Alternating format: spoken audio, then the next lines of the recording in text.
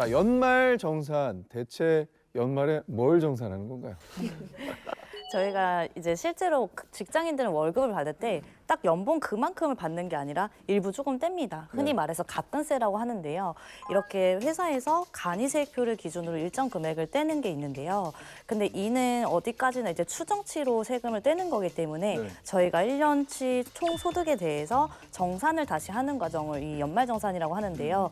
이때 제가 매월 냈던 금액이 실제 정산한 금액보다 더 많이 냈다라고 하면 환급이 되시는 거고, 만약에 적게 냈다라고 하면 추가로 납부가 되는 거죠.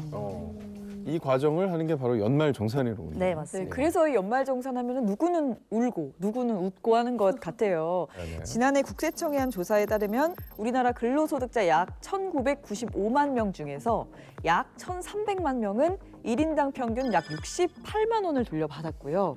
그 남은 400만 명은 1인당 평균 약 97만 원의 세금을 더 냈다고 합니다. 안 하는 게 뭐 낫네. 뜯기는 것 같은 느낌이 안 하는 게 나아요. 이거 안 하면 안 돼. 아, 그래 안 하면 안 한다고요? 아니, 무조건 해야 자면 돼요. 안 돼요. 그냥 네. 해야 되는 거죠. 국세청이 그렇게 만만한 곳이 아닙니다. 알고는 있지만 좀 이게 마음이 누군가는 그렇죠. 예. 울게 되는 거예요. 네. 지난해와 비교해서 좀 어떤 점이 크게 달라졌을까요? 대표적으로 이제 소득 금액에 대한 세율 구간이 조금 늘어났습니다. 오랜만에 약간 제 생각에는 물가 상승률 좀 반영해 주신 것 같다. 그래서 가장 낮은 구간이 이제 6% 세율 구간이 이제 1,200만 원이었는데 이게 1,400만 원으로. 그다음에 그 다음 구간이 이제 15% 구간인데 이게 4,600만 원에서 이제 5,000만 원으로. 조금씩 좀 올려주셨네요. 이렇게. 네. 그다음에 새로운 제도가 좀 생겼습니다. 뭐 고향사랑 기부제나 그다음에 기존에 있던 뭐 신용카드 공제나 뭐 월세 세액 공제 그 액수들을 좀 더 많이 적용받을 수 있게 공제 퍼센티지를 좀 늘려줬고요. 네.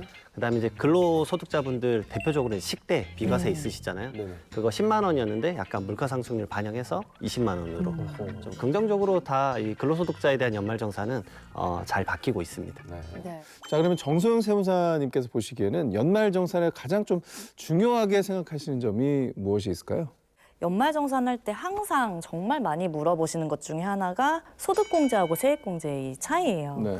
그래서 자신이 어떤 쪽의 공제를 받는 것이 더 유리한지 이런 걸 잘 알아보는 게 좋은데, 소득공제는 과세 대상이 되는 소득 자체에서 차감을 하기 때문에 뭐 예를 들면 인적공제, 소득공제, 신용카드 이런 것들이 있는데, 세액공제는 산출된 세액에서 차감을 해주는 걸로 뭐 보험료, 의료비, 교육비 이런 대부분의 공제들이 세액공제에 이제 속해 있는데, 본인의 소득 구간에 따라서 적용되는 세율이 이제 점점 더 높아지는데요. 최저 6%부터 45%까지 적용이 되고 있습니다. 그러면 이제 많이 버는 만큼 또 많이 내는 구조인 셈인데, 확실히 소득이 많은 분들은 세금 단위부터 좀 다르고 많이들 내시더라고요. 네. 그렇죠. 만약에 최고 구간에 속한다고 하면 100만 원만 벌어도 45%의 세금을 떼는 셈이기 때문에 이제 굉장히 중요합니다. 그래서 사실은 소득공제, 세액공제 둘 다 챙기는 게 중요하지만, 아까 말씀드렸던 뭐 45% 구간에 있는 분이다라고 하면 내 소득 자체를 줄이는 게 좋을 거고, 내가 6% 적용되는 뭐 조금 낮은 세율에 있다라고 하면 세액공제가 간혹 더 유리한 경우가 있습니다. 네. 자, 그렇다면 일반 직장인이 가장 크게 공제받을 수 있는 소득공제와 세액공제 항목은 어떤 것들이 있을까요? 이게 중요하죠. 맞아요. 이게 저는 소득공제에 있어서 가장 중요한 항목은 인적공제라고 생각을 하는데요. 부양가족의 유무에 따라서 굉장히 많이 달라지거든요. 그러니까요. 네. 저희끼리 농담으로 그냥 결혼할까? 그냥 이렇게 해가지고 더 토해내느니 서류상으로 그냥 뭉치고. 이렇게 해서 뭉쳐서 공제 받고 뭐 어차피 서류상으로. 그냥, 서류상으로. 그러다 또 사랑이 생겨. 돈이 생겨.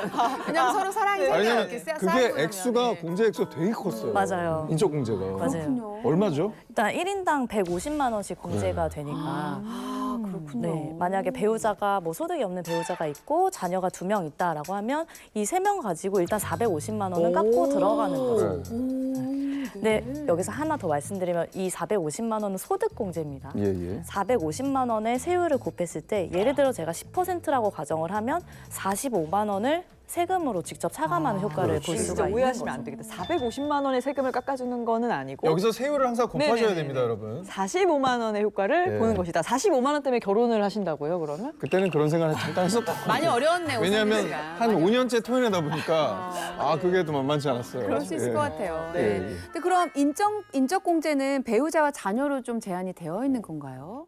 그런 건 아니고요. 배우자도 되지만 부모님 그리고 배우자의 부모님 뭐 형제 자녀들까지 공제를 받으실 수가 있는데 대신에 이거는 이제 급여 요건하고 나이 요건이 있기 때문에 부모님은 만 60세 이상, 자녀는 만 20세 이하, 형제는 만 20세 이하 또는 만 60세 이상입니다. 그리고 소득 요건은 이 소득 금액으로 연 100만 원이 넘어가시면 공제가 안 되세요. 네. 네. 그러니까 만약에 부모님이나 형제 자녀도 별도의 소득이 있다면 인적 공제가 불가능하다라는 건가요? 네, 그럴 수 있죠. 근데 만약에 부모님이나 뭐 형제 자매가 근로소득만 있다라고 하면 연에 500만 원까지는 공제가 가능합니다. 우리 간혹 뭐 한두 달 알바를 하시거나 뭐 네. 이렇게 하시는 경우가 있잖아요. 그때 무조건 안 되시는 건 아니고 연봉을 다 통틀어서 500만 원 이하라면 공제가 가능합니다. 네. 그러면 혹시 우리가 흔히 알지 못하는 좀 의외의 세액공제 항목이 있을까요? 맞아요. 이거 좋은 질문이다. 네. 우리 교육비 공제는 뭐 자녀들 학원비나 뭐 고등학교 등록비 이런 것만 된다고 생각을 하시겠지만 우리 또 요즘 학자금 대출도 많이 받으시잖아요. 네. 이렇게 학자금 대출에 대해서 상환하는 것도 교육비 공제를 받으실 수가 있고요. 오. 그 일반 의료비 외에 우리 난임시술비나 산후조리원비 이런 것들도 의료비로 공제를 받으실 수 있기 때문에 뭐 해당하시는 분들은 이런 거를 꼭 꼼꼼히 챙기시는 게 연말정산에 도움이 되시겠죠. 그렇다고 한다면 만약에 자녀가 학자금 대출을 받아서 그걸 갚는다 그러면은 부양자로 등록하면 나도 혜택을 받을 수 있다는 건가요? 자녀 본인이 상환을 하고 자녀 본인에 대해서 근로소득의 공제를 받으셔야 돼요. 그럼 그래서 본인의 대출에 대해서는 네. 좀 세액 공제 해준다는 거군요. 네. 그럼 이장원 세무사님이 생각하실 때 가장 크게 좀 공제받을 수 있는 항목은 어떤 게 있을까요? 아무래도 이제 1인 가구가 많으니까 이제 자취하는 근로자분들에게 가장 이게 제가 봤을 때는 큰 비중으로 와닿더라고요. 네. 이제 월세 세액 공제입니다. 아, 맞아. 제가 월세를 내면 그것에 대해서도 세액 공제를 해준다. 맞아요. 이거는 저희 직원들도 되게 많이 하시는 것 같아요. 이 월세 세액 공제가 근데 요건이 좀 까다롭습니다. 그만큼 공제 액수가 많은 만큼. 네네. 그래서 우선은 이제 과세 기간 종료일이라고 해서 그냥 12월 말일자, 10월 31일자에 무주택이셔야 돼요. 그리고 세대 주여야 되고, 그다음에 총 급여가 7천만 원 이하여야 이하여야 되고, 되고. 국민주택 규모 이하거나 아니면은 기준 시가가 4억 원 이하거나. 그리고 5번째로 전입 신고를 꼭 하셔야 돼요. 아, 이게 5가지 요건을 지켜야지만 이제 월세액 750만 원까지 연. 야, 크다. 그러니까 월세가 뭐 한 60만 원, 70만 원이면 연 합치면 750만 원이 넘으실 것 같은데 거기에 대해서 이제 이 소득액에 따라서 최대 17%, 그다음에 어허. 15% 적용이 가능합니다. 그래서 이거 적용을 하게 되면은 얼추 한 120만 원, 그러니까. 네, 110만 원 정도의 네. 이건 세액공제니까 바로 세금을 차감시켜 줄 수 네. 있는 거예요. 근데 요즘은 이게 직장인인 부부가 많으시잖아요. 맞벌이를 하셔서 한 명은 사업을 하시거나 한 명은 직장 다니시거나 해서 맞벌이 하는 경우가 많은데 이런 경우에 연말정산을 합칠지 나눌지 이걸로 잘해보려다가 싸우기까지 하는 그런 부부가 많다고 들었어요. 진짜? 네. 이게 맞나요? 요즘에는 대부분 부부들이 맞벌이를 많이 하시는데 일반적으로 뭐 소득이 높은 쪽에 몰아주는 게 맞다라고. 그래서 배우자 카드 들고 다니고 막 그래요. 네, 맞습니다. 네. 그렇게 생각을 하시는데 이 내용은 반은 맞고 반은 틀리다고 좀 볼 수 있습니다. 야, 근데 그래도 한 푼이라도 더 버는 쪽에 몰아주는 게 좀 더 나을 것 세율이 같긴 막 한데요. 높고 그러니까. 네. 네, 맞습니다. 예를 들어서 자녀가 한 분 있다고 하면 소득이 높은 뭐 24% 구간의 남편이 받게 되면 36만 원의 효과가 있겠지만 만약에 낮아서 15% 구간에 있는 와이프가 받게 되면 22만 5천 원밖에 효과가 없겠죠. 그렇지. 그래서 일반적인 소득 공제는 뭐 유리하다고도 볼 수 있습니다. 아니, 그러면 인적공제로만 본다면은 소득이 높은 남편이 받는 게 좀 유리한 거예요. 구간이 위에 있다면. 네, 네. 과세표준 구간이 높이 있다면 더 유리한데 아까 저희가 계속 말했던 신용카드 공제나 뭐 의료비 공제 같은 경우는 최저 사용 금액이라는 게 있습니다. 그래서 신용카드는 총급여의 25%를 넘어야 되는 거고 의료비는 총급여의 3% 이상을 써야 되는데요. 뭐 3% 생각보다 쉽게 쓸 것 같지만 저희가 요즘엔 대부분 실손보험으로 다 보전을 받기 때문에 실제로 내가 낸 돈은 거의 없어요. 그래서 1억이 급여인 사람이 의료비로 공제를 받으시려면 실손보험을 제외하고 300만 원 이상을 쓰셔야지 공제가 가능한데 그렇다고 또 일부러 아프기도 그렇고. 그렇죠. 예. 네, 만약에 뭐 5천만 원이시라면 150만 원만 초과하면 공제를 받으실 수 있는 거니까 이런 부분에서는 어떻게 보면 소득이 낮으신 분이 유리하다고 볼 수가 있는 거죠. 그러면 이제 맞벌이 부부의 경우에 기본소득 공제는 소득이 높은 쪽이 받고 교육비나 의료비처럼 이제 써야지 받을 수 있는 이 세액 공제는 소득이 낮은 쪽이 받으면 되나요?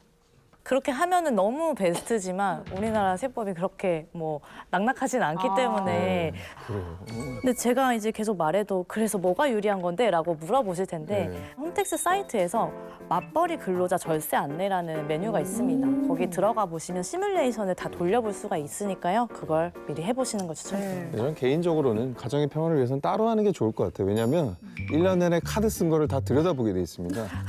결코 그게 가정의 평화를 위해서 네, 좋지 않다라는 소비 패턴을 다 네. 익히고. 제 주변에 그다음에 또 사례들이 많더라고요. 네네.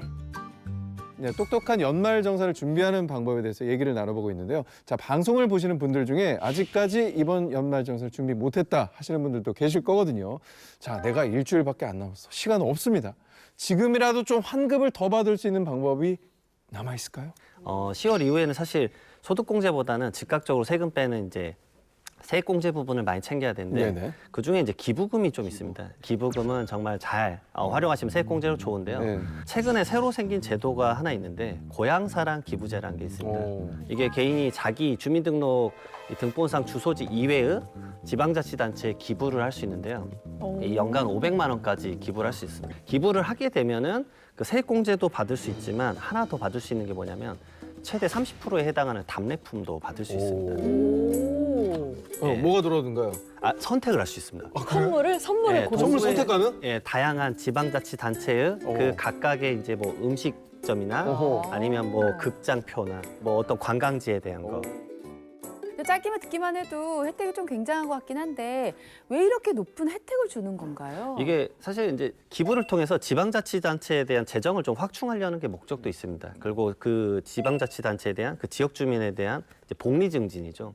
뭐 예술 관련된 것도 있고 그 지역에 특화된 뭔가 어떤 기부금 단체가 필요하다거나 그런 곳에 대해서 이 특화시켜서 활성화를 해주는 거고 하나 더 나아가서는 그 지역자치단체에서 그 답례품을 이제 결국은 제공해주는 그 업체에 대한 거래 활성화도 있습니다. 그것도 네. 참 좋은 제도의 이제 그러네요. 도입이네요. 어떻게 보면 지자체를 응원하는 마음도 되고 네네, 뭐 절세도 기부하고 되고 받고. 네. 일석이조네요. 그러면은 고향사랑 기부제 이용할 때 어느 정도 세액공제를 기대해도 돼요? 첫 번째로 제가 권해드린 건 우선은 이제 만약에 기부에 대해서 부담이 좀 된다 그러면 10만 원까지 먼저 권해드리는데 10만 원까지는 100% 세액공제가 됩니다. 100%? 그럼 이건 안 할 이유가 별로 없네요. 네, 이제 10만 원 기부를 하시게 되면 10만 원 세금 전부 다 세액공제 받으시고 그다음에 3만 원어치의 이제 답례품을 받을 수 있는 거죠. 그러니까 10만 원 넣으면 13만 원으로 돌아오는 겁니다. 네. 그리고 그 초과되는 금액에 대해서는 세액공제 액수가 이제 16.5%, 이제 지방소득세 포함해서 그 정도를 받을 수 있는 거죠. 근데 이제 약간 사업소득자는 좀 다르세요. 10만 원까지는 세액공제인데 이 필요 경비로 이제 경비로 산입이 됩니다. 그것도 좋지. 네. 그것도 분모에서 빠지니까. 근데 연말에 좋은 마음으로 기부도 하고 뭐 세금 공제까지 받으면 일석이조일 것 같아요. 네, 물론 이제 현금이나 이렇게 기부하시는 것도 좋지만 꼭 금액적인 부분이 아니라 저희 뭐 보시면 아름다운 가게 같은 곳에 내가 못 쓰는 맞아요. 물건, 옷이나 가전 같은 걸 기부를 하면 기부금 영수증을 주시거든요. 예, 예. 그걸로도 세액공제가 가능합니다. 저 엊그제 아름다운 가게에 50벌 정도를 보냈는데 11만 원 기부 영수증을 받았어요. 저희는 그거 매년 하고 있습니다. 저희가 한 달 동안 대청소를 실시해서 저희가 안 쓰는 물건들을 좋은 곳에 갖다 드리려고 합니다.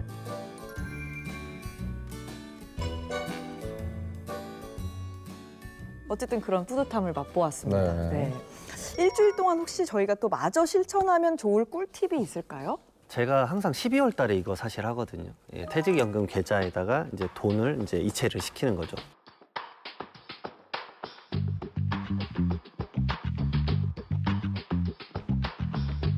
이거 시점에 상관없이 결국은 그 연도에만 이체를 시키면 바로 이제 이 세액공제를 받을 수 있기 때문에 연금저축 계좌에는 600만 원까지가 한도고요. 네. 연금저축 계좌랑 플러스 퇴직연금 계좌까지 하면은 최대 900만 원까지 연말정산 세액공제까지 좀 해주는 거죠. 네. 말 그대로 퇴직 이후에 사실은 갑자기 이제 소득이 확 줄어듦으로 인해서 그것에 대한 안전장치의 목적이기 때문에 바로 좀 돈을 바로 빼거나 그런 것들을 못하는 경우도 있습니다. 돈을 바로 못 빼는구나. 네. 중도 해지하면 결국 방금 받았던 이제 세금들 전부 다 토해내야 돼요. 토해내야 돼요. 빼면 안 되는구나. 이게 55세 이상부터 수령이 가능하기 때문에 이런 거 생각하셔야 됩니다. 안 당장 눈앞에 그러니까요. 세금에 눈이 멀어가지고 900만 자기 원 돈이 묶이는 넣었다가 상황이 될 수 있습니다. 55세까지 예, 예. 절대 안 되겠네요. 그러나 또 시간은 금방 흐른다는 거. 네네네.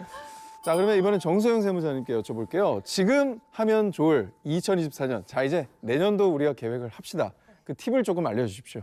자, 일단은 2023년은 방금 말씀드렸던 것처럼 일주일밖에 안 남았는데 만약에 지금 시점에 누가 크게 환급금이 나오는 방법이 있다라고 말하면 엄청난 한정이 있는 거겠죠. 방금 연금세액공자처럼.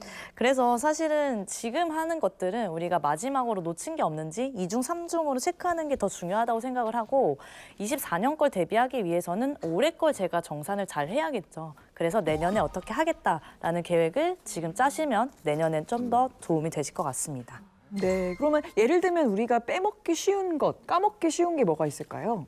우리 뭐 현금 영수증을 발행을 해야 되는데 뭐 놓친 거 있죠. 네, 놓친 것들이 네. 분명 있을 거거든요. 그런 부분. 저는 얼마 전까지 현금 영수증을 쓰고 카페에서 휴대폰 번호를 입력하면 그게 알아서 연말 아, 그거 따로 등록해야 돼. 반영이 되는 줄 그거 알고 안 몇 되는 년째 아, 등록해야 돼. 몰라요, 잘. 그래서 저도 근데 그거를 5월에 알았어요. 인적 사항으로 할까요? 휴대폰으로 어, 할까요? 하면 휴대폰으로 휴대폰으로 하잖아. 알았어요. 근데 그거를 따로 국세청에 그 휴대폰으로 하는 거를 등록해놔야 받을 수 있어요. 저 그래서 5월에 그걸 보는데 현금 영수증이 하나도 안 뜨는 거예요, 홈택스에. 난 현금을 많이 쓰는데 그 휴대폰 번호 등록을 안 해냈구나. 큰일 날 뻔했어. 그거 정말 큰일 날 뻔했어요. 맞아요. 빨리 하시오. 오늘 하세요. 그 외에도 우리가 인적 공제 중에 장애인 공제라고 인당 200만 원씩 추가로 해주는 공제가 있는데요. 그거는 이제 장애인법상 장애인뿐만 아니라 뭐 암 환자나 뇌출혈, 치매처럼 이렇게 중증 치료를 요하는 그런 환자들도 소득세법상 장애인으로 인정이 되는 경우가 있습니다. 그래서 병원에서 장애인 증명서를 받으시게 되면 추가로 200만 원 장애인 공제를 받으실 수가 있으니까요. 혹시나 그런 가족분들이 계시다면 꼭 챙기시는 게 좋겠습니다. 만약에 혹시 중고차를 구매하실 생각이 있으신 분들은 이번 주 내로, 일주일 내로 구매를 하시면 조금 더 공제는 가능하세요. 그래서 보통 차 사실 때 신용카드나 뭐 현금으로 사실 때는 현금 영수증을 받기 때문에 그렇게 사용하신 부분은 소득공제가 가능합니다. 대신에 신차는 안 되시고요. 저는 이제 궁금한 게 저희 같은 이제 프리랜서나 개인 사업 하시는 분들은 연말정산 대신에 이제 5월 종합소득세가 기다리고 있잖아요. 근데 종합소득세 내는 분들을 위해서 꿀팁도 알려주시면 좋을 것 같기는 해요. 일단은 저는 지출 증빙을 좀 잘 하시라고 말씀드리고 싶은데 우리가 뭐 쇼핑하거나 물건 사거나 하면은 사장님이 10% 깎아줄 테니까 현금으로 뭐 해주세요 이렇게 많이 하시는데 그거 너무 좋은데. 그건 이제 저희가 부가세 공제를 안 받는다는 가정하에 영수증을 안 받는 거잖아요. 그래서 나중에 저희가 소득세 신고할 때는 증빙이 없기 때문에 비용 처리를 아예 못 받는 경우가 있어요. 사업을 하시다 보면 뭐 크게 가구를 사신다거나 기계, 인테리어 이런 것들은 몇 천만 원이기 때문에 10%가 아까워서 안 냈다가 나중에 소득세 때는 몇백만 원으로 늘어날 수가 있겠죠. 게다가 엄연히 그거는 이제 합법적인 방법이 아니지 맞아요. 않습니까? 아니에요. 예. 그래서 그런 부분들은 꼭 챙기셔서 그냥 현금 영수증 받으시고 네. 신용카드로 결제하시는 그리고 게 경조사비 좋아요. 같은 것도 좀 알려주시면 좋을 것 같아요. 네, 맞습니다. 요즘 또 뭐 결혼도 많이 하시고 뭐 장례식 가셔서 뭐 부조금도 많이 내시고 하는데 이거는 건당 20만 원씩 접대비로 비용 처리가 가능하시기 때문에 만약에 지출하신 것들이 있으면 증빙을 모으시는 게 좋을 것 같고 네. 그러면 어떻게 증빙하나요? 가서 이렇게 셀카 찍고 막 네, 아니 상 중에 셀카 찍고 막 그게 네. 캡처하면 이런 것도 되나요? 뭐 보면 가능하면 결혼식 뭐 셀카도 괜찮긴 하지만 요즘에는 저희 대부분 모바일 청첩장이나 그렇지, 그렇지. 모바일 부고장이 오기 부고장이 때문에 아니면 이제 뭐 문자로 온 거. 네네 그런 것들 캡처해 두시고 뭐 이체 내역이나 이런 것들 있으시면 해놓으시는 게 좋겠죠. 네. 그리고 이제 기존에 근로소득 하시다가 이제 종합소득세, 그러니까 본인의 사업을 시작하신 분들은 꼭 미스가 처음에 발생하는 게 세금 신고를 본인이 해야 되는데 맞아. 네. 회사가 안 해주니까 깜빡하잖아요. 프리한 첫 해 연락 왔잖아. 지금 뭐 하시는 거냐고. 세금. 내시라고. 빨리 내라고. 그래서 진짜 혼났어요, 크게. 결국은 무신고를 하게 되면 가산세, 세금은 가산세가 무섭습니다. 예, 무신고하면 바로 가산세가 20%가 붙고 엄청 붙더라. 예, 납부불성실 가산세가 연마다 거의 8, 9%씩 붙기 때문에 네. 처음 사업하시는 분들은 좀 이것에 대해서 좀 종합소득세라는 걸 내가 직접 하거나 아니면 세무사님에게 뭐 맡겨야 된다거나 이런 개념이 있어야 되고요. 그다음에 두 번째로는 근로소득을 벌다가 이제 방금 말씀하신 대로 한 6월에 이제 퇴사하셨고 그다음에 프리랜서를 하셨다 그러면 연말정산의 내역을 끌고 와서 합쳐서 계산해야 돼요. 그러니까 세금은 더 올라갈 거고.